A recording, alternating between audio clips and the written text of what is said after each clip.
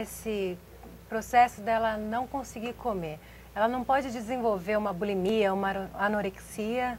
Pode. Ela pode desenvolver algumas doenças relacionadas ao comportamento alimentar, sim. Né? Por isso que é tão importante e eu enfatizo que seja necessário um acompanhamento no pré-cirúrgico, para que essas questões sejam trabalhadas antes que elas apareçam, né? No sentido de prevenção de algumas coisas que podem acontecer futuramente. E os obesos, eles convivem com os próprios traumas, com os próprios complexos durante anos. Quais as principais mudanças na vida dessas pessoas a partir do momento que elas se enxergam magras? São várias, principalmente com relação à imagem corporal. Né? O obeso, ele tem uma imagem corporal que já é assim, eu não posso sentar em determinada cadeira, eu não passo em determinado lugar, eu não caibo em tal cadeira, né? Então, toda essa mudança, tudo isso vai trazer algumas dificuldades, né? Com relação ao seu físico, a poder fazer e desenvolver outras atividades que não aquelas que ele desenvolvia antes.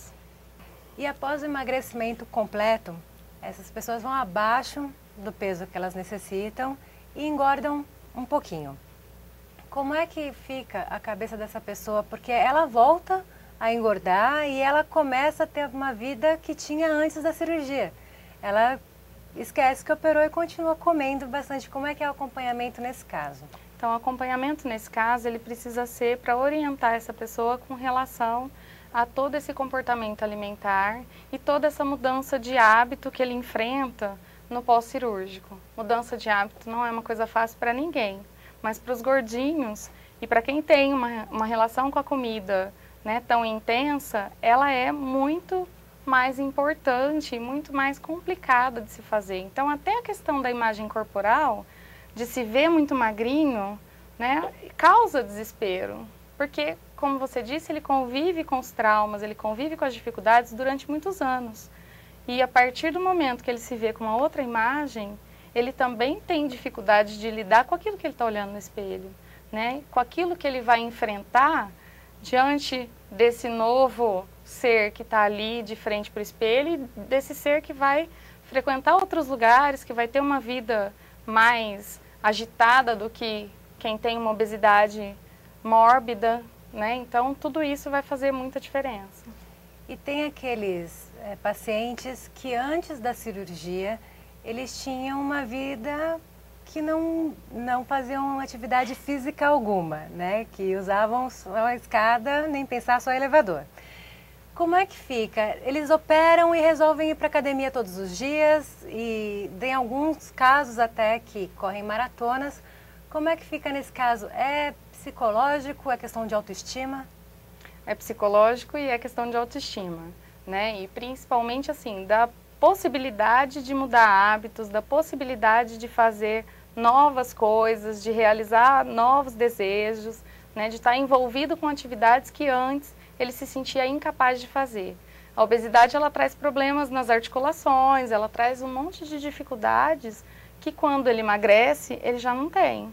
Então, existe a possibilidade dele estar desenvolvendo aí de um modo saudável, de estar praticando um esporte, inclusive uma maratona. E nós estamos discutindo uma série de cuidados, né? Quando o paciente ele é adolescente, o que muda? Muda muita coisa. O adolescente ele ainda não tem desenvolvido toda uma autoimagem, todo um cuidado com relação à alimentação, toda uma consciência da necessidade de cuidados no pós-cirúrgico para o resto da vida. Né? Então, eu acho que essa cirurgia ela precisa ser muito bem avaliada, tanto pelo adolescente quanto pela família, para que não seja um problema e não a solução. Né? A gente sabe que ela vai trazer uma facilidade aí de um monte de coisas, né? De locomoção, de trabalho na escola, né? A questão do bullying, muitos obesos, muitos adolescentes que desenvolvem obesidade, eles têm problemas na escola por conta disso, né? Tudo isso precisa ser avaliado. Mas é válido adolescente fazer essa cirurgia? Eu não aconselharia, né? Mas aí a gente entra em outros aspectos aí da medicina, né? De como as pessoas vão entender tudo isso e como esse adolescente entende tudo isso. Até a questão das estéticas, né? É complicado. E o comportamento pós-cirúrgico entre homem e mulher? Muda alguma coisa? Tem alguma coisa que seja diferente ou não? Tudo igual? Muda muito pouco. Hoje os homens têm assumido que eles têm, né, uma autoestima, que eles têm necessidade de se sentir bem, que eles podem inclusive usar, né, cremes, eles podem estar se cuidando. Então acho que essa mudança, ela está muito, está diminuindo muito essa questão assim da diferença entre homens e mulheres que fazem a cirurgia. Agora falando sobre o pós-operatório. Depois de um tempo de cirurgia, a maioria dos pacientes precisam de cirurgia plástica.